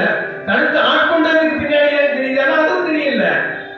அவர் பல தலங்கள் எல்லாம் தரிசித்து திருவதிகை வீரட்டான வர்றாரு. திருவதிகை வீரட்டானத்துல அது எப்படிதான் திருநாவுக்கரசர் பெருமானுடைய ஆட்கொண்ட தலம் இல்லையா, அவ்வளோ பெரிய ஞானி வந்ததுனால நான் உள்ள வர மாட்டேன்னு சொல்லி அந்த ஊர் எல்லைக்கு வெளியே நின்றார். ஏன்னா திருநாவுக்கரசருடைய திருவடி பறித்த பூமியில நான் ஒப்பி விதிப்பதா அப்படின்னு நம்பியாருக்கு ரொம்ப சங்கடம். அதனால வெளியில சித்தவட மடம்னு ஒரு மடம் இருக்கு, அங்க தங்கிட்டார். சரி, இரவு பொழுதாச்சு, கொஞ்சம் ஓய்வு எடுக்கலாம்னு சொல்லி அவர் கையை வச்சு படுத்தார். அப்ப சிவபெருமான் இங்கேயும் கிடவேதியராக வந்து அவர் தலைமாட்டில் படுத்து அவர் 2 காலை வச்சு இவர் தலைமையில வச்சார். சுந்தரமூர்த்தி நாயனார் தலைமையில வச்சு அவர் படுத்துக்கிறார். இவர் இப்படி படுத்துக்கிறாரு, அவர் காலை வச்சு அவர் அந்த பக்கம் படுத்துக்கிறாரு. காலை வச்சோடனே பாக்குறாரு. சுந்தரமூர்த்தி நாயனார் கோபம் வந்துருச்சு. ஏயா, வயசை ஆனதே தவிர சும்மா இருக்குதா? கொஞ்சம் தள்ளி படுக்கலாம். 2 காலை கொண்டு ஏன் தலைமையில வச்சு படுக்கிறீங்க? ஆனா வந்தது சிவபெருமானவர் தெரியல. வருங்க, தெரியுதா? அப்புறம் அப்படியேப்பா வயசாகி போச்சு, இது தெரியாம கால் பட்டுச்சு, வேணா அந்த பக்கம் படுத்துக்கிட்டு அவர் அந்த பக்கம் படுத்தார். கொஞ்சம் 1 மணி நேரம் ஆச்சு. பழையபடி காலை மேலையும் மேல போட்டார். பழையபடி ஒரு 2 போச்சு. ஏயா, உண்மை எத்தனை தடவை சொல்றது? பழையபடி காலக்கூடிய தலைமையில இருக்கிறீயா? நீ யாரே யாரு கேட்டா? எப்ப யாருன்னு நல்லா பாருங்க கேட்டு. அப்பயும் தெரியல பார்த்தீங்களா? அப்புறம் இறைவன் உணர்த்த பின்னாடி சிவபெருமான் சொல்லி கண்ணீர் மழுகி அருமையான தேவர்கள், ஐயோ சாமி, நீங்க வந்தது எனக்கு தெரியலே, நான் அறிவு கட்ட முட்டாளாகி போயிட்டேன்னு சொல்லி கதறி பாடுறாரு ஒரு பாட்டு. தம்மை அறியாதார் சாதி உளரோ அப்படி பாடுறாரு. தம்மானை அறியாத சாதியார் உலரே சடைமேல் கொள்கிறையானை விடைமேற்கொள் வெகுடன் கைமாவின் ஊரியானை கரிகாட்டினாடல் உடையானை விடையானை கரை கொண்ட கந்தன் தெம்மாந்தன் அடி கொண்டன் முடிமேல் வைத்து இடுமென்னும் ஆசையால் வாழ்கின்ற அறிவிலானாயின் எம்மானை எதிரிகளில வடமீரட்டானத்தே உறைவானை இறைவாத மகிழ்வன் கொள்ளானே. இப்படி அந்த பதிகம் முழுவதும் சாமி நீங்க வந்திருக்கீங்களே எனக்கு தெரியாம போச்சே கதை பாடுறாரு. ஏன்னா உருவாய் வந்தா நமக்கு சாமி தான் வந்தாருன்னு தெரியாது. அதான் உண்மை. அதான் அருணகிரிநாதர் சொல்றாரு, உருவா வந்தாலும் எனக்கு தெரியாதப்பா அப்படின்னு. இன்னொரு பாருங்க, திருவிளையாடல் புராணத்துல சாமி வந்து குதிரை சேவனா குதிரைகளெல்லாம் ஓட்டி வர்றாரு. குதிரை கேட்டாலும் குதிரையை ஓட்டி வந்தாரு. யாரு? மதுரை சொக்கநாதரே குதிரையில வர்றாரு. பாண்டிய மன்னனுக்கு தெரியல சொக்கநாதர் தான் வர தெரியல. ஆனா மாணிக்க வாசல் தெரிஞ்சுக்கிட்டாரு சிவபெருமான். அதெல்லாம் உருவமா வந்தான்னு நமக்கு தெரியாது. சரி, உருவமா வந்தான்னு கூட தெரியல, அருவமா வந்தா தெரியுமா? அருவம்னா உருவமே இல்லாத நிலை, சுத்தமா தெரியாது. இப்ப உருவம் எது தெரியுமா? அருவத்திலிருந்து தான் உருவம் தோன்றுது அப்படின்னு சொன்னா என்ன அர்த்தம்? அப்ப முன்னாடி அருவத்துல இருந்தது. அப்ப உருவத்தையே நம்மளால அதை கண்டுகொள்ள முடியாதுன்னா அருவத்தை கண்டுகொள்ள முடியுமா? கண்டிப்பா முடியாது.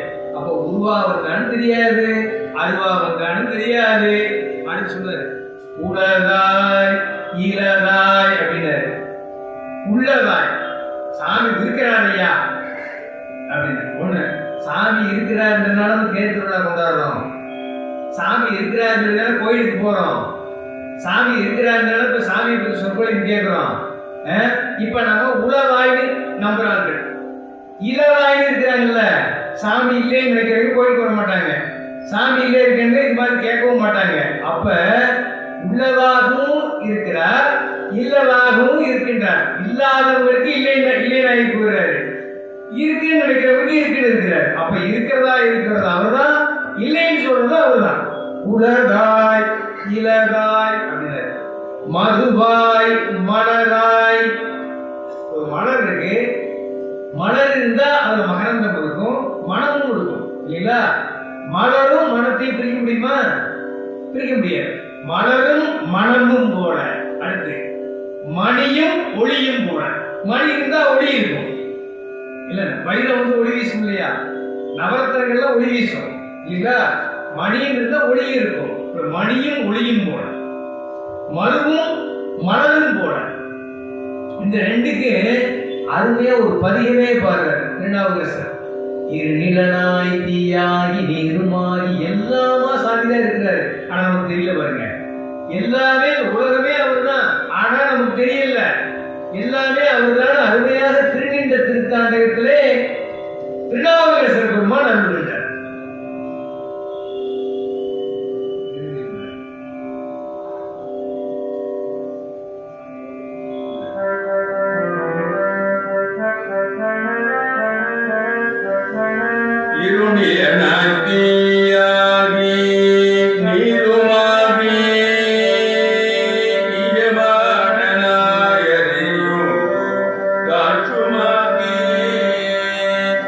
அருணிலையத்தின்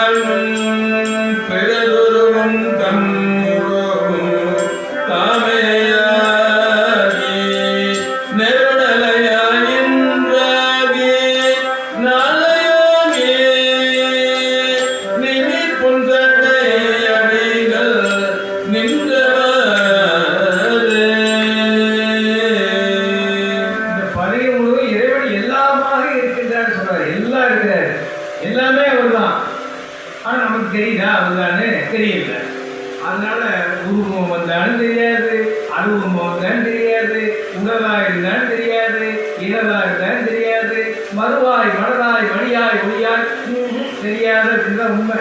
அதான் நிலை. அடுத்து சொல்றாரு, கருவாய் உயிராய். ஒரு உயிர் தோன்றணும்னா கருவில தான் தோன்றும். உயிர் கருவிலிருந்து தோன்றும். அப்பதான் அந்த ஆன்மா ஜென்மம் எடுக்கும். அதான் பிறப்பு. அப்ப கருவாய் இருப்பது ஒரு தாயினுடைய வயிற்றில் கருவாய் இருப்பது சாமி தான். தன்மையை வைத்து உயிரா அந்த கருவோடு சேர்ந்த ஒரு உயிரும் சாமி தான். கருவுக்கு கருவாக உயிருக்கும் உயிராக இருந்து எல்லாமா இருந்து செய்கிறார். இப்ப நம்ம ஒரு தாயின் வயிற்றில் பிறக்கணும் நாம நினைக்க முடியுமா? அப்ப செய்யறது ஒருத்தர் வேணுமா இல்லையா? ஒரு தாயின் வயிற்றில் பிறக்க செய்வது இறைவன் தான். அப்ப அந்த கருவாய் இருந்து அவர் செய்கிறார். உயிராகவும் உயிருக்கு உயிராக இருந்து செய்கிறது அவர் தான். எல்லாமாகவும் இருந்து எல்லாமும் செய்கிறது அவர் தான். அப்படி நமக்கு தெரியுதாலும் தெரியாது. அதான் உண்மை. கருவாய் உயிராய். கருவாய் அவர் தான் இருக்கிறார், தெரியல. உயிராகவும் உயிருக்கு உயிராக இருக்கின்றது அவர் தான், அதுவும் தெரியல. நம்மளால புரிந்து கொள்ள முடியல. அவர் சொல்றாரு, கதியாய் விதியாய். நம்ம எல்லாத்துக்கும் கதி இறைவன் தான். கதினா முக்தி பேரு. கடைசியில விடுதலை அடைஞ்சு அவற்றை அந்த சேரதான் இந்த ஒரு ஆன்மாவுடைய நோக்கம். அனைத்து ஆன்மாவுடைய ஒரே நோக்கம் எதுனா கதி, சிவகதி அடைவது. சிவகதி என்பது சிவானந்த பெருவாழ்வை பெற்று இன்பமாக வாழக்கூடிய முக்தி நிலை. அந்த நிலையை நோக்கி தான் அனைத்து ஆன்மாக்களும் செல்கின்றது. அப்படி அனைத்து ஆன்மாக்களுக்கும் கதியாக இருப்பதும் அவன் தான். அது அவன் தான். அது நமக்கு தெரியுதாலும் தெரியல. பெரியவங்க சொல்றாங்க, சொல்றவங்கதான் நமக்கு தெரியல. அடுத்து விதியாய். சரி, முக்தி பேர் அடையணுமா இல்லையா? நாமளே முக்தி பேர் அடைஞ்சு விடுமா? துன்பம் இன்பங்கள் நம்ம வாழ்ந்து கொண்டிருக்கோம் இல்லைங்களா? துக்கம் துயரம் என்ற ஒரு சம்சார சாகத்துல மூழ்கி இருக்கின்ற ஒரு ஆன்மா அதுல இருந்து விடுதலையாகி இன்பமான வாழ்வை அதை அடையணும்னா நாம் அடைய முடியுமான்னு முடியாது. அதுக்கு என்ன விதின்னு ஒன்று இருக்கின்றது. விதினா என்ன? சரியை கிரியை யோகம் ஞானம், இதைத்தான் விதின்னு சொல்லுவோம். இந்த சரியை கிரியை யோக ஞானத்தை பெற்றுதான் அந்த விதியின் மூலம் ரூல்ஸ், அந்த விதியின் மூலம் தான் ஆன்மா முக்தி பெறும். அப்ப அந்த விதியா இருப்பது யாருன்னா அவரு இறைவன் தான். சரியை கிரியை யோகம் யோக ஞானம் விதியா இருப்பதும் அவன் தான். அதுவும் நமக்கு தெரியுதானே தெரியுது. இத்தனையெல்லாம் தெரியுது, எல்லாமே இருக்குது. ஆனா நம்ம அறிந்து கொள்ள முடியல, புரிந்து கொள்ள முடியல, உணரவும் முடியல.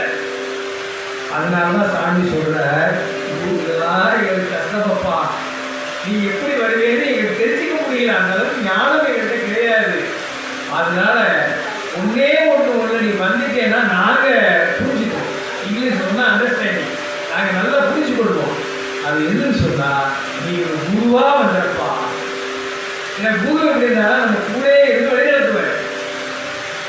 அவர் நன்மைப்படுத்த நம்ம அப்படியே அனுபவத்திலே புரிஞ்சுக்கிறோம். அதனால நீ எனக்கு, ஏன்னா அவர் அண்ணன் இருந்தாலும் குருவா வந்திருக்கிறார், முழு பயனை அடைஞ்சிருக்கிறார். இந்த பயனை உலகத்து மக்கள் எல்லாம் அடைய வேணும். அதற்காக பெரும் கருணை நோக்கத்தோடு இந்த பாடலை நான் பாடுறேன். இந்த பாடலை நாளோடு படித்தா, முருகா எனக்கு நீதான்பா குரு, எனக்கு எந்த வடிவத்தில் வந்தாலும் எனக்கு என்னால் ஏற்றுக்கோ, அதாவது என்னால் அதை உணர்ந்து கொள்கின்ற வல்லமையோ தன்மையோ சக்தியை நடந்தில்லை. ஆகவே எனக்கு எப்படியாவது குருவாவா, வேற எப்படி நீ வந்தாலும் எனக்கு தெரியாது, நீ வருவா எனக்கு அனுசீக உண்மைதான். ஆனால் குருவா வந்தால் மட்டும்தான் நான் அறிந்து கொள்ள முடியும். ஆனதால் எனக்கு நீ குருவாய் வருவாய், அருள்வாய் புகழே என்று போட்டிருந்தார். புகழே என்றா மனப்புகை. ஒவ்வொரு ஆன்மாவுக்குள்ளையும் மனன்ற ஒரு புகைக்குள்ள முருகப்பெருமான் எப்போதுமே இருக்கிறாருங்க. எல்லா ஆன்மாவுடைய மனப்புகைக்குள்ள எப்போதுமே இருக்கின்ற ஒரு பெருமான் சாமியான முருகப்பெருமான். எப்போதும் புகைதான். புகழ் அப்படின்னா புகையில் வாழ்பவன். எந்த புகையில? ஒவ்வொரு ஆன்மாவுடைய மனப்புகையில் வாழ்பவன். அவன் எப்போதுமே நிரந்தரமாக வாழ்ந்து கொண்டிருக்கின்றார். அதை நாம் அறிந்து கொள்ளவில்லை. அதனால குருவாய் வருவாய் அருள்வாய் புகழே என்று அருணகிரிநாத பெருமான் வேண்டுகின்றார். இந்த நிலையில அருள் செய்கிற நிலையில நம்ம சாஸ்திரங்கள் 3 மட்டும் சொல்லுவோம். அதை சொல்லி நான் தெரிவு செய்கிறேன். அதாவது ஆன்மாக்கள்ல 3 பக்குவ நிலைகள் இருக்கிறாங்க. அது சாஸ்திரத்துல சாஸ்திரத்தை விஞ்ஞான கடன்னு சொல்லுவோம், அடுத்து பிரளய கடன்னு சொல்லுவோம்,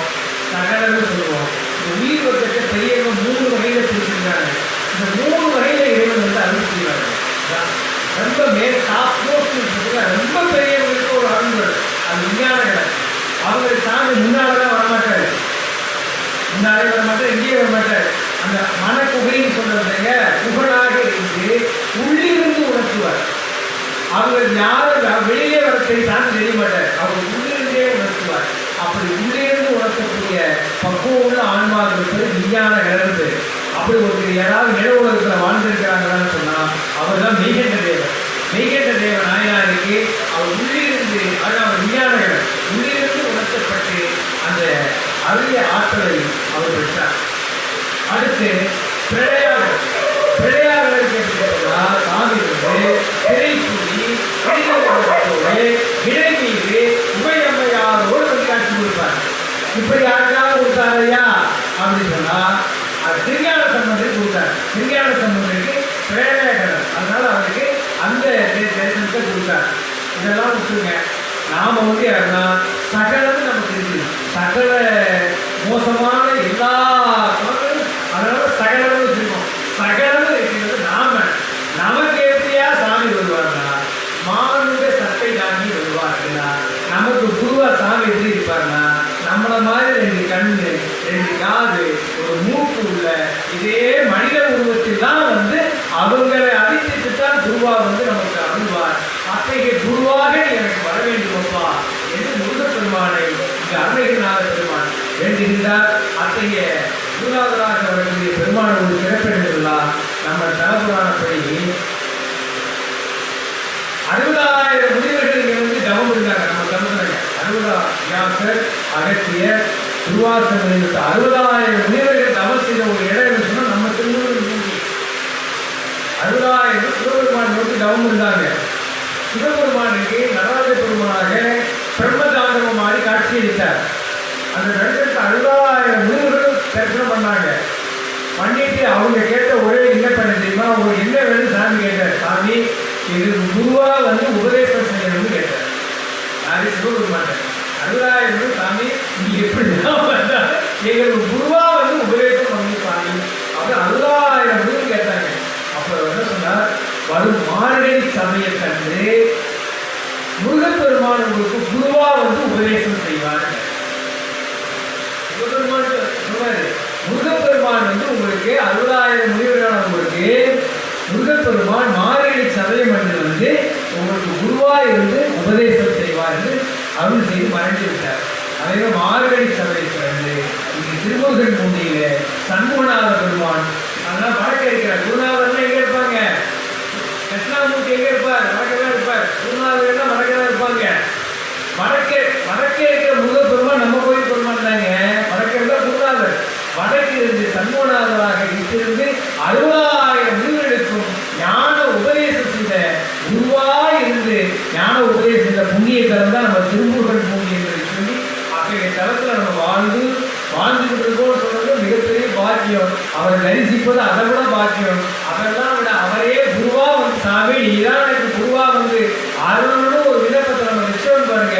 அப்படி வைக்கிறவங்க அருணகிரிநாத பெருமான் அவங்கெல்லாம் ஞான உபதேசமாக அறிந்தார். முருகப்பெருமான் சண்முகநாத பெருமான் மடக்கிருந்து நமக்கு குருவாக என்று அருளக்கூடிய பெருமான் நமக்கு மட்டுமல்ல அனைத்து உயிர்களுக்கும் குருவாக இருந்து நமக்கெல்லாம் அருள் செய்ய வேண்டும் என்று பொன்னார் பெருமானுடைய அந்த கமலம் பாதத்தை நாம் அந்த பொன்னார் திருவடிக்கு நாம் விண்ணப்பித்துக் கொண்டு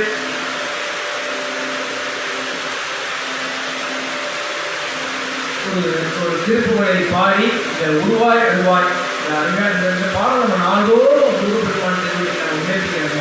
ஏன்னா பாருங்க உடனே பாருங்க, உருவமா வந்தாலும் அருவமா வந்தாலும் சரி, உலகாய் இலதாய் மறுவாய் மலராய் மணியாய் ஒளியாய் கருவாய் உயிராய் கடியாய் விதியாய் குருவாய் வருவாய் அருவாய் உடனே நீ எல்லா நிலையும் வந்து எனக்கு அருள் செய்கிறாய். அது உண்மைதான். ஆனால் அந்த உண்மையை புரிந்து கொள்கின்ற சக்தி எனக்கு இல்லை.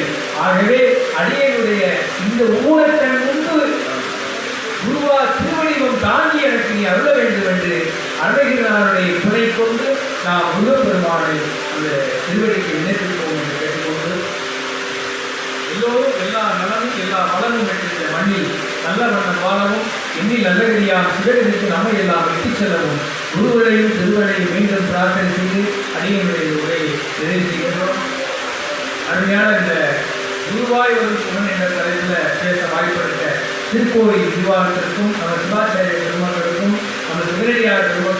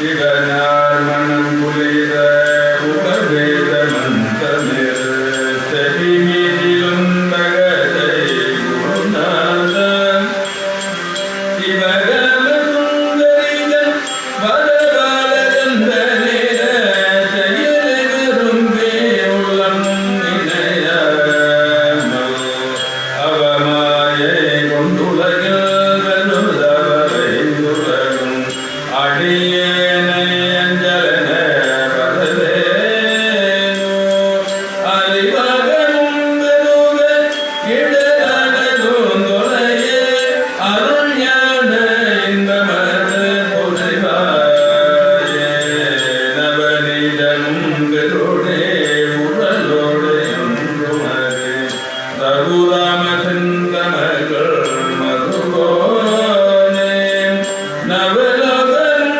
கைகொள்ளு நிஜனவரங்குத நலமணவிந்திகர விலை கோவே தேவயானயங்குதமின் மணவாள சன்பமுகோ திரள் விதந்து கதிர் வடிவேல திரு ஆவினன் குடிய வருவேல் சகுந்தரிகள் செகமதி கண்ட வீரல் பெருமாளே அறிவகம் பெருக இடரனகும் தொலைய அருள் ஞான இன்பமது புரிவாயே உருவாய் அருவாய் உலராய் இலராய் மறுவாய் மலராய் மணியாய் ஒளியாய் கருவாய் முயிலாய் கதியாய் விதியாய் குருவாய் வருவாய் அருள்வாய் குகனே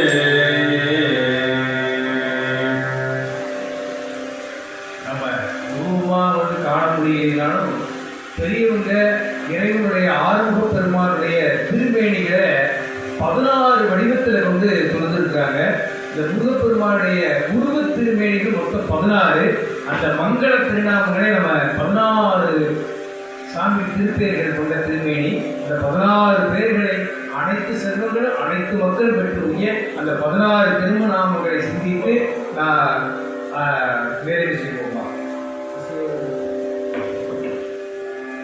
ஞான சத்திகர மூர்த்தி போற்றி கந்த மூர்த்தி போற்றி போற்றி அருமுக தேவ சேனாதிபதி போற்றி சுப்பிரமணிய மூர்த்தி போற்றி போற்றி கலிச்சூடி பெருமான் போற்றி போற்றி சரவண பவமூர்த்தி போற்றி போற்றி கார்த்திகேய மூர்த்தி போற்றி போற்றி குமாரசுவாமி மூர்த்தி போற்றி போற்றி அருமுக சுவாமி போற்றி போற்றி காரகந்தக மூர்த்தி போற்றி போற்றி சேன